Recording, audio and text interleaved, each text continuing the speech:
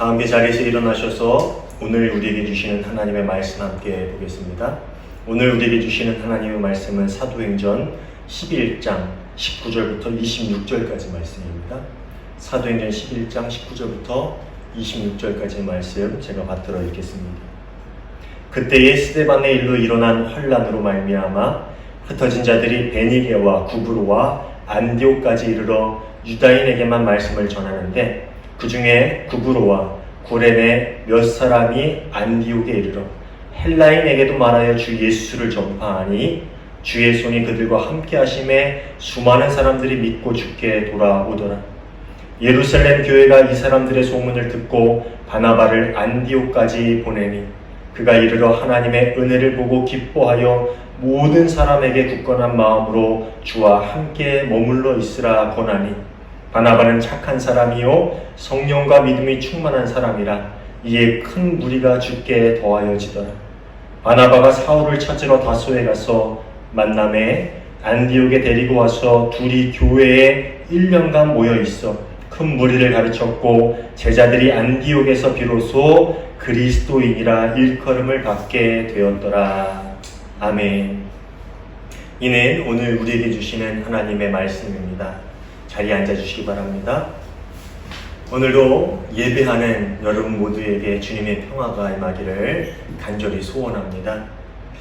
우리 함께 예배하는 우리 교회 하은교회는요 감리교단에 속한 교회입니다. 이 감리교를 영어로는요 메소디스트라고 하는데 이 메소디스트라는 단어는 명사형으로는 메소드라는 뜻에서 유래된 겁니다.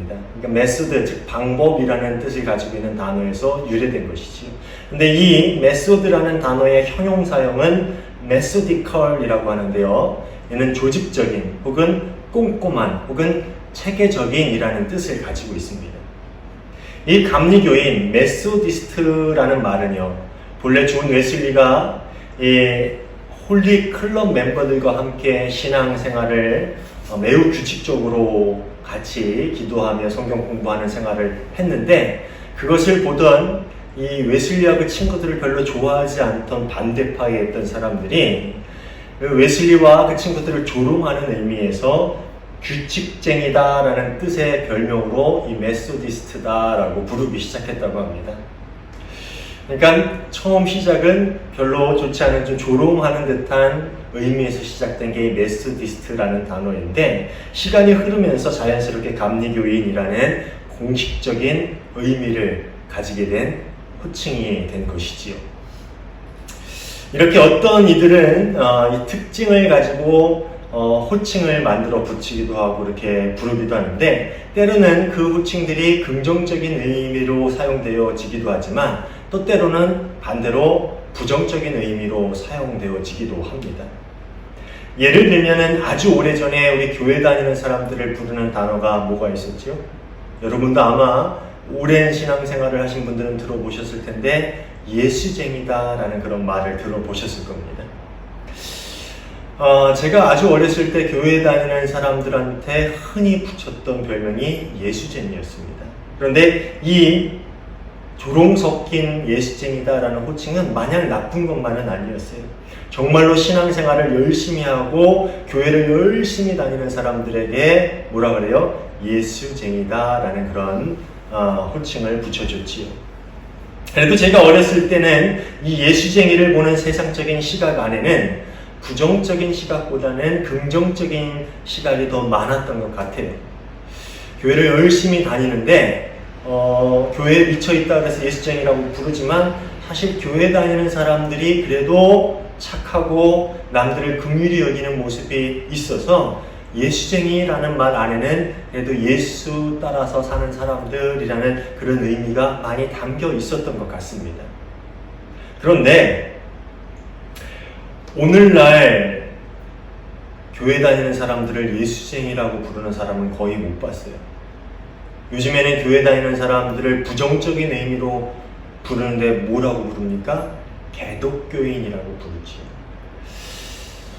그 의미를 굳이 설명하지 않아도 다 그 뜻을 아시겠지만 제가 가슴 아픈 것 한 가지는 이 예수쟁이라는 별칭 안에는 비록 조롱 섞인 말이긴 하지만 예수에게 미친 사람들, 혹은 예수를 열심히 섬기는 사람들이라는 그러한 의미를 가지고 있는데, 오늘날 우리가 교회 다니는 사람들에게 불려지는 그 개독교인이라는 그 단어 안에는 예수가 빠져 있다는 사실이 참 가슴이 아픕니다.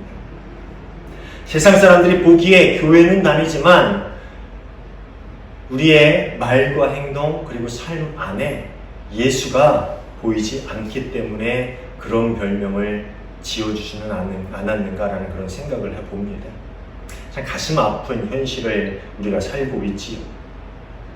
오늘 우리가 함께 본 본문에는 그동안 신약 성경에는 등장하지 않았던 처음으로 등장하는 단어가 하나 나오는데, 그것이 바로 그리스도인이라는 단어입니다. 그런데 처음으로 예수님의 가르침을 따라가던 이들에게 그리스도인이라는 호칭이 붙게 된 장소는 예루살렘이 아니었어요. 초대 공동체가 시작됐고 복음의 역사가 시작됐고 또 성령의 임재를 경험했던 그 예루살렘에서 그 예수를 따르던 제자들이나 그 사람들에게 그리스도인이다라는 그런 호칭이 붙은 게 아니라 안디옥이라는 이방 도시에서 비로소 그리스도인이라는 이름이 시작하게 됩니다.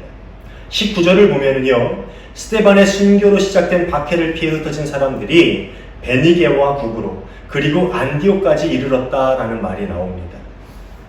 베니게는 이 페니키아라는 이 가이사랴 바로 위에 있는 해안 국가를 의미하는 거예요. 가이사랴 바로 위에 해안 국가가 있어서 거기를 페니키아 지방이라고 해요. 옛날에 고대 국가였는데 여기서는 이제 그 국가가 가지고 있던 영역 안에 속한 사람들, 거기에서 살던 사람들을 의미하는 거죠. 그리고 구브로는 지중해에 있는 키프로스 섬을 일컫는 말입니다. 그리고 오늘 이야기의 배경이 되는 안디옥은 페니키아 위쪽에 있는 시리아의 안디옥을 가리키는 말입니다. 제가 지도를 잠깐 이렇게 보시면요, 지도를 보여드릴 텐데 보시면 좀 이해가 갈 겁니다. 여기 가이사랴가 있고 그 위에 안디옥, 그 위에 그 옆에 저쪽 섬, 지중해 쪽으로 보면 섬이 있죠. 이 섬이 구브로고 그 위에 이제 안디옥이라고 표시된 지명을 보시면은 거기가 안디옥입니다. 사도행전에는 안디옥이라는 이름을 가진 장소가 2번 나오는데요. 오늘 본문에 나오는 안디옥은 시리아의 안디옥이고요. 13장에 등장하는 안디옥은 지금 터키 지역에 있는 비시디아 안디옥입니다. 그러니까 헷갈리시면 안 돼요. 13장에도 안디옥이 나와요. 그런데 거기는 터키 땅에 있는 비시디아 안디옥이라는 지역이에요. 근데 이 오늘 등장하는 시리아의 안디옥이라는 도시는요, 당시 로마 제국에 속해 있는 도시 중에 정말 큰 도시 중에 하나였는데요. 이 로마 제국에는 큰 도시가 몇 개 있었는데 그 중에 제일 큰 도시가 어디였을까요? 당연히 로마였겠죠. 로마 제국의 가장 큰 도시는 로마였습니다. 그럼 두 번째로 큰 도시는 어디였을까요? 아마 여러분도 들어보셨을 텐데요. 알렉산드리아라는 도시가 두 번째로 큰 도시였습니다. 그럼 세 번째로 큰 도시가 어딜까요? 바로 여기 이 안디옥, 시리옥의 안디옥이 로마 제국 아래에 있었던 도시 중에 세 번째로 큰 도시였습니다. 그러니까 어마어마하게 큰 도시였죠. 이 톰 라이트라는 신약학자는 그의 주석에서 어디를 가는 여행객이든 그 중에 반은 안디옥을 지나게 되어 있었다라는 말을 합니다. 그러니까 이 안디옥이 얼마나 크고 번화한 도시였고 또 교통의 요충지에 자리 잡고 있는 도시였는지를 짐작해 볼 수 있는 그런 설명이지요. 그러니 당연히 그 안디옥이라는 도시 안에는 각 나라에서 온 많은 사람들이 있었을 것이고 또 박해를 피해 안디옥으로 들어간 사람들 역시 그 도시 안에서 복음을 전할 수 있는 많은 사람들을 만났을 것입니다. 그런데 대부분의 사람들은 이 박해를 피해서 도망간 유대인 그리스도인들, 대부분의 사람들은 어디를 가든지 유대인을 만나고 그들에게만 복음을 전했다라고 이 19절은 설명을 하고 있습니다. 19절을 한번 볼까요? 스데반에게 가해진 박해 때문에 흩어진 사람들이 페니키아와 키프로스와 안디옥까지 가서 유대 사람들에게만 말씀을 전하였다. 아직도 예수를 믿는 유대인들이 이방인을 향한 장벽을 허물지 못하고 그렇게 유대인들에게만 복음을 전하고 있는 그런 모습을 보여주고 있는 한 구절입니다. 참 재미있는 현상이지요. 그게 무너뜨리기가 참 쉽지 않은 문제입니다. 그런데 이것이 어떻게 보면 당연한 일일지도 몰라요.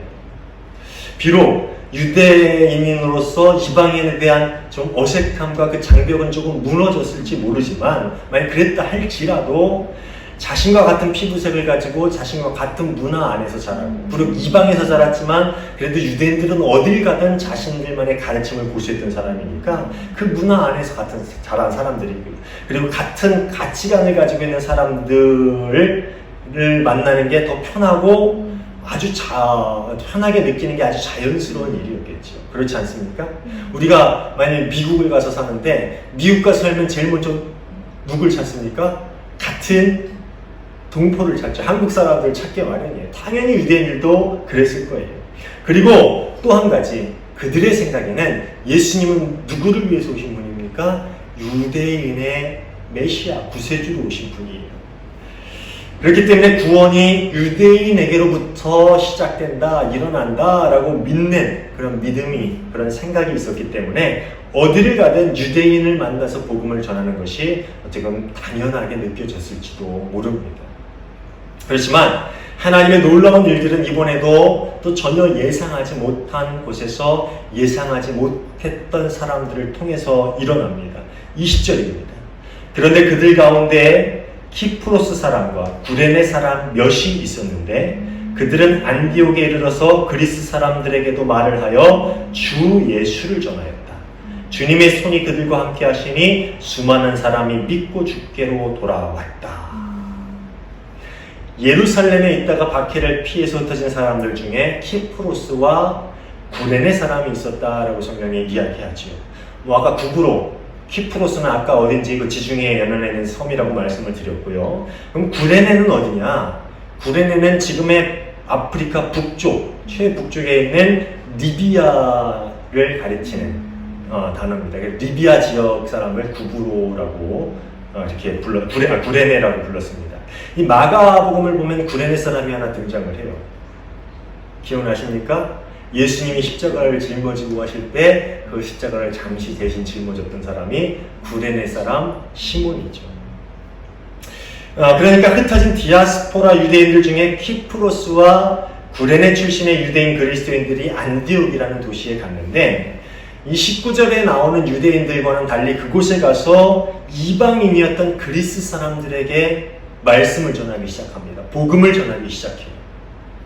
어쩌면 이 사람들은 디아스포라 유대인, 즉 이방 땅에서 나고 자란 유대인이기 때문에 이방 사람들에 대한 좀 편견이 정통 유대인들보다는 좀 덜했을지도 몰라요.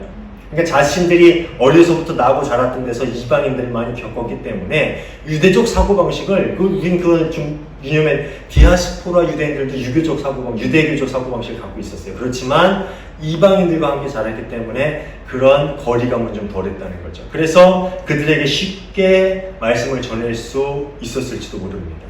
그런데 또 한편으로는 그들이 그래도 유대교적인 사고방식을 가지고 있었는데 어떻게 이방인에게 말씀을 전할 수 있었을까? 그것을 살펴보면은 정말 복음에 대한 열정이 넘쳐나다 보니까 주변에 있는 사람 누구든 그가 유대인이든 이방인이든 어떤 사람이든 말만 통하면 그냥 붙들고 예수 그리스도를 전해야겠다라는 생각이 그들 마음 안에 들었을지도 모릅니다. 이유가 어찌 되었든 간에 그들은 안디옥이라는 큰 도시에 도착해서 만나는 이방 사람들에게 예수님이 그리스도시다라는 그런 복음을 전하기 시작합니다.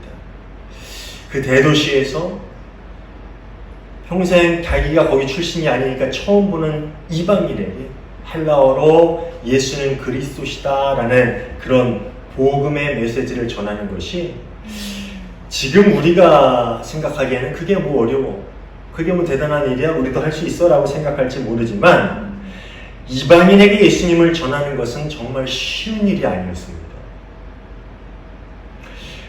우리가 흔히 예수 그리스도라고 부르는 이 호칭은요, 두 가지 다른 언어로 구성된 말입니다. 구원자라는 뜻을 가진 예수는 히브리어입니다. 그리고 그리스도, 크리스토스라는 그 헬라어는요, 기름 부음을 받은 자, 혹은 메시아, 혹은 하나님이 기름 부으신 왕이라는 뜻을 가지고 있는 단어입니다. 그러니까 헬라어와 히브리어가 합쳐져서 예수 그리스도. 그래서 예수, 우리가 알고 있는 히브리식 이름 그 예수, 그 구원자라는 이름을 가진 그분이 크리스토스, 하나님이 기름 부음 받은 왕이다라는 뜻을 가지고 있는 게 예수는 그리스도시다라는 말이에요. 그런데 이게 유대인들에게는 아주 쉽게 이해될 수 있는 말이었어요. 너 혹시 소문은 들었을지 모르겠는데 그 나사렛에서 태어난 그 나사렛 출신 예수라는 한 남자, 그분이 바로 우리가 그토록 기다려왔던 메시아야. 그래서 예수가 그리스도야. 예수가 메시아야. 이런 설명을 했을 때 그들은 예수라는 사람에 대한 소문도 들었을 거고, 또 그들이 예수라는 분이 있어 라고 하니까 히브리 사람 중에 그런 분이 있었구나. 근데 그분이 누구라고? 우리가 기다려오던 메시아야. 구원자야. 하나님이 언젠가 다윗의 자손 중에 보내주시겠다고 약속한 그 구원자야. 이 얘기를 들었을 때 쉽게 이해할 수 있었을 거예요. 그런데 메시아의 개념을 이방인들이 알았을까요? 몰랐을까요? 이방인들은 메시아에 대한 개념을 몰랐어요. 그들은 유대인이 아니었기 때문이죠. 그렇다면 메시아의 개념, 크리스토스가 하나님의 기름 부음받은 왕, 어떻게 전해요? 크리스토스의 개념을 모르는 사람들에게 어떻게 예수님을 전할 수 있었을까요? 그래서 오늘 보면은요, 이 사람들이 예수를 전할 때에 사용한 단어는 헬라어 원문을 보면 크리스토스라는 낯선 단어보다 그들이 선택한 단어는 퀴리오스라는 단어였습니다. 주 예수를 전했다라고 나오죠. 그렇죠? 20절 뒷부분을 보면요, 주 예수를 전파하니라고 나옵니다. 그래서 주가 바로 퀴리오스라는 헬라어를 사용하고 있습니다. 이 퀴리오스라는 헬라어는 주인이라는 뜻을 가지고 있는데, 또 힘과 권세를 가지고 있는 사람, 즉 왕, 황제, 신, 이런 의미를 가지고 있는 단어가 이 퀴리오스입니다. 그러니까 이 세상에 가장 강력한 힘과 권세를 가지고 있는 왕이며 신적 능력을 가진 사람이 바로 이 퀴리오스라는 단어입니다. 그러니까 예수님이 이 세상에 주권을 가지신 진짜 신이다 라는 말로 그들에게 예수님이 누구인지를 전했다라는 거죠. 이런 그들의 행동은 어쩌면 위험한 일이기도 했고요, 또 한편으로는 참 황당한 일이기도 했습니다. 당시 퀴리오스라는 단어는요, 로마 황제를 지칭하는 데 사용이 됐어요. 로마 황제는 그 당시 로마 제국 안에서 살아가던 사람들에게 신으로 숭배를 받던 인물이었어요. 그래서 이 퀴리오스라는 단어는 황제를 지칭하는 헬라어 단어이기도 했습니다. 그러니까 아무에게나 사용해서는 안 되는 단어죠. 그런데 낯선 사람들이 나타나서 유대 땅에서 태어나신 예수라는 분이 있는데, 그분이 퀴리오스, 즉 주인이시다. 우리의 모든 인간의 주인이시다. 힘과 권세와 능력을 가지신 진정한 신이다. 이 말이 로마 군대 군인의 귀에 들어가면 어떻게 되겠어요? 당연히 잡혀가서 감옥에 갇히게 되고, 또 심할 경우에는 목숨을 잃었을 수도 있었겠지요. 그런데 그들은 예수님을 어떻게 이방 땅에 이 이방인들에게 전할 수 있을까? 크리스토스를 모르는 이분들에게, 이 사람들에게 어떻게 전할 수 있을까? 그래서 과감하게 퀴리오스라는 단어를 사용했어요. 예수가 너희가 알고 있는 그 황제나 그리스 로마 신화에 나오는 그 신들이 아니라 예수가 이 세상의 진정한 주인이시다라는 그런 퀴리오스시다라는 그런 말을 전하기 시작했다라는 거죠. 참 위험한 일이었어요. 그런데 또 한편으로 예수라는 이름을 들어본 적이 없는 그런 사람들에게 갑자기 나타난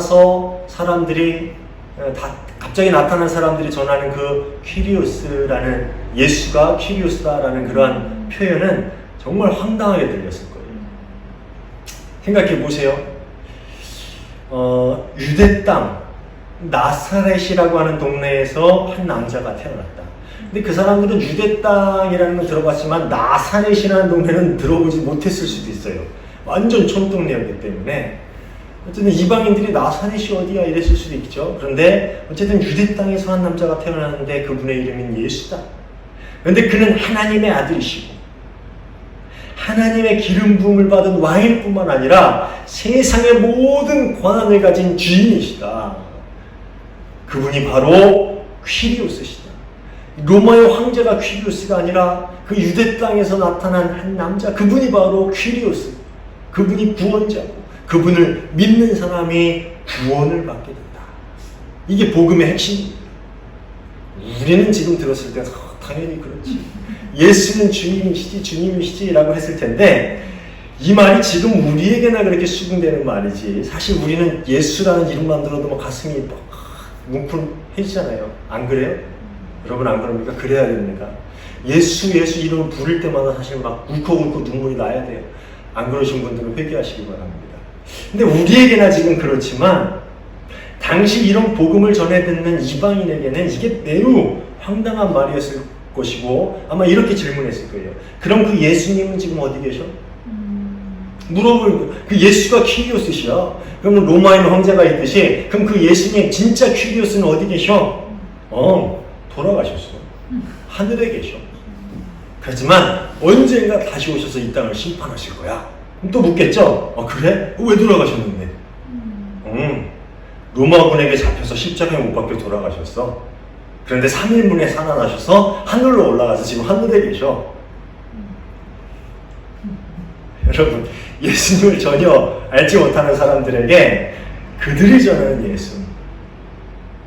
로마군에게 잡혀서 십자가에 못 박혀 돌아가셨다. 이 반역자들을 처형하는 방식이 십자가였다고 얘기했잖아요. 십자가에 못 박혀 돌아가셨어. 근데 그분이 하나님이 보내신 왕이야. 신이, 유일한 신이 보내신 왕이고 모든 세상의 권한과 힘과 능력을 가지신 분이야. 근데 십자가에 못 박혀 돌아가셨어. 여러분 이게 이방 사람들에게 어떻게 들렸을까요? 여러분 이 기분 잘 아실 것 같아요.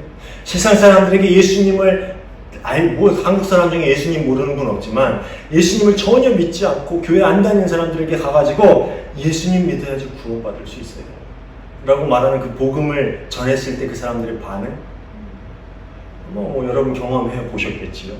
근데 예수를 전혀 알지 못하는 사람들에게 전하는 예수는 세상이 떠들썩할 만한 강력한 군대를 가지고 이 세상에 나타났던 그런 왕이나 장군도 아니고 제우스나 아프로디테처럼 어딘가에 근사한 신전을 가지고 있는 예수를 섬기는 신전이 예루살렘에 있다 이런 그런 추앙을 받는 현재 추앙을 받는 신전을 가지고 있는 신도 아니었어요. 신전이라도 있었으면 아프로디테나 제우스나 아폴론이나 신전이 다 있었잖아요 그 당시에는. 근데 그런 신전이라도 저기 가면 예수의 신전이 있어라고 하면 그래? 근데 그런 신전도 없었어요. 하나님의 아들이고 세상의 모든 권세를 가진 신이라고 말하지만 현실은 십자가에서 처형당한 유대 땅 나사렛이라는 시골 출신의 한 남자에 불과했다는 것. 그것도 지금은 이 세상에 없고 십자가에 못 박혀 돌아가셔서 하늘에 계신 분이시죠. 그리고 그를 따르던 무리들은 지금 어떻게 살아가고 있습니까? 예루살렘에서 일어난 박해 때문에 어떤 사람은 구부로로, 어떤 사람은 안디옥으로, 어떤 사람은 다소로, 어떤 사람은 가이사랴로, 요바로 다 흩어져서 뿔뿔이 흩어져서 도망자의 삶을 살고 있었던 것. 그것이 현실이었어요. 그런데 이것이 복음의 내용이고 이것이 복음을 전하던 이들의 현실이었는데 이 복음을 듣는 사람들의 마음이 움직이고 그 삶이 변화받을 수 있었을까요? 이게 가능했을까요? 21절 한번 볼게요. 주님의 손이 그들과 함께 하시니 수많은 사람이 믿고 주님께로 돌아왔다. 여러분 참 신기하지 않습니까? 신기하지 않아요? 저는 말씀을 준비하면서 너무 신기했어요. 저는 이제 신학을 공부했다 보니까 복음의 내용에 대해서 묵상할 때마다 이걸 믿는다고? 야, 이걸 믿는다고? 내가 이걸 믿었다고? 난 그 점이 너무 신기한 거예요. 예수 그리스도, 예수는 그리스도시다. 이거를 내가 믿었다는 게 난 너무 신기해. 이성적으로, 지성으로 납득되지 않은 그 말을 믿었다는 게 너무 신기한데, 더 신기한 건 뭔지 아십니까? 그걸 믿었다는 거예요. 그죠? 복음을 전한다는 것도 신기하지만, 그런 복음을 전한다는 것도 신기하지만, 그것을 믿는다는 건 더 신기한 일이죠. 근데 성경은 그렇게 이해하고 있어요. 그렇게 예수는 퀴리오스시오. 유다 땅에서 태어난 낯선 그 한 사내, 그분이 바로 퀴리오스시다. 근데 그것을 사람들이 믿고 주님께로 돌아왔다. 여기서 주님이 퀴리오스, 즉 예수님께로 돌아왔다라는 거예요. 믿고 예수님을 따르기 시작했다라는 거예요. 신기하지 않습니까? 아까 말했던 황당한 복음의 내용을 들었던 사람들, 전하는 이들의 형편을 뻔히 알고 있는 사람들이 예수님께로 나오기 시작해요. 이 말 한마디 예수님께로 나오기 시작합니다. 이것이 정말로 퀴리오스시라는 것을 인정하는 사람들의 모습이었다. 예수님이 정말 퀴리오스시다라는 것을 인정하고 예수님을 믿기 시작해서 예수님께로 돌아온 사람들의 모습을 성경은 우리에게 이야기해 주고 있습니다. 이것이 복음의 힘과 능력입니다. 하나님의 손이 함께했다라는 말은 하나님께서 보호하고 도우시면서 임재해 계심을 상징하고 있는 표현입니다. 복음을 전하는 이에게 하나님께서 함께 하시고 듣는 이들의 마음을 만지고 그들의 삶을 바꿔 가신다라는 그런 이야기를 우리에게 전해주고 있어요. 예수님이 세상의 주인이십니다. 예수님이 우리 죄를 위해 돌아가셨고 그렇기에 예수님만이 우리의 구원이 되십니다라는 이 말 한마디가 사람의 생각으로는 아무 힘도 없고 논리에도 안 맞는 황당한 말처럼 여겨질지 모르지만 그것을 믿음으로 전할 때 그 말은 사람들의 마음을 움직이고 그 삶을 변화시키고 또 더 나아가 온 세상을 변화시키는 힘을 발휘하게 된다는 것이죠. 이것이 복음의 힘과 능력이라는 거예요.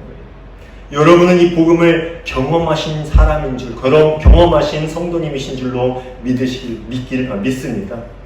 이 복음을 경험했으니까 여러분 아까 찬양할 때 예수 부를 때마다 어때요? 가슴이 뭉클뭉클하잖아요. 저는 참 신기해요. 제가 모태신앙이지만 모태신앙 같지 않은 모태신앙이잖아요.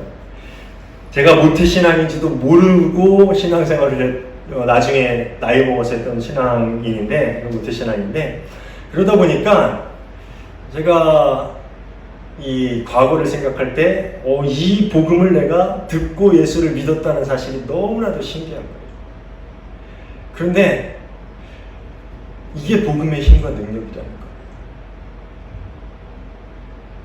사랑하는 여러분, 이 복음의 힘과 능력으로 여러분이 변화받으신 줄로 믿습니다. 그리고 여러분이 이 복음을 세상에 전할 때 이 복음의 힘과 능력, 하나님이 손에 함께 하심으로 이 복음의 힘과 능력이 여러분이 만나는 모든 사람들, 여러분이 기도하고 있는 그 한 사람의 영혼을 변화시키게 될 줄로 믿습니다.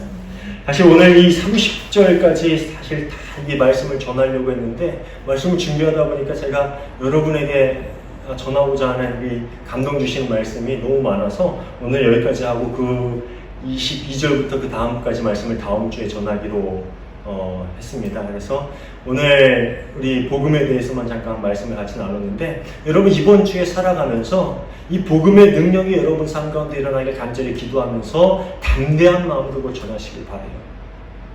우리가 두려워하면 안 됩니다. 주님의 손이 우리와 함께 하신다. 주님이 우리를 보호하시고 우리를 인도하시고 또 주님의 능력이 듣는 이들의 마음을 변화시킬 것이다 라는 그런 믿음을 가지고 복음의 힘에 의지해서 예수는 그리스도십니다.